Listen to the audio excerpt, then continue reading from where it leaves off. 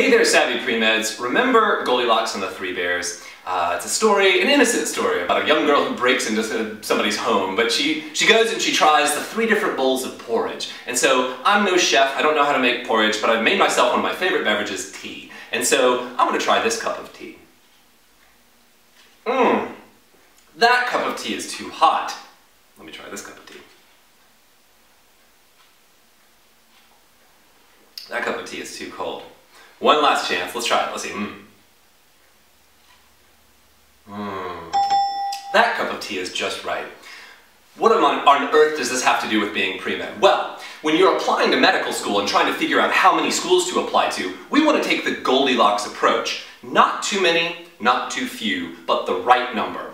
So why is it a problem to apply to too many schools? Well, number one, it's lazy. You're not actually finding the schools that are right for you, you're just applying to all of the ones that might possibly accept you. I've seen students apply to 50, 60 schools, and here's what happens. They divert their focus, they don't complete their secondary essays, and they end up typically not getting in at all.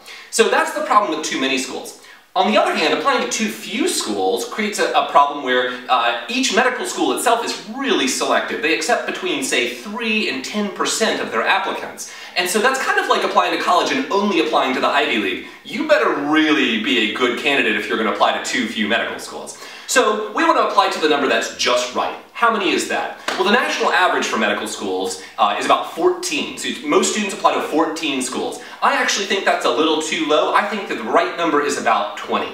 Now, if you come from a state with something I call home field advantage, you might be able to get away with only 14 or 15 schools. What's home field advantage? Home field advantage is where there's one medical school in the state, there's not enough applicants for that medical school, and so as a result, that state has a strong preference for the students that are from that state. Examples would include Oklahoma and Kansas and Arkansas and maybe even Tennessee.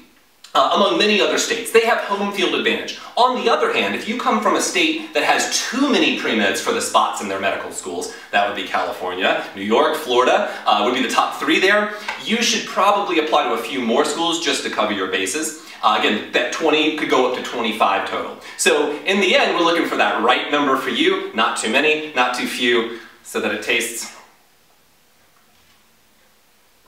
just right.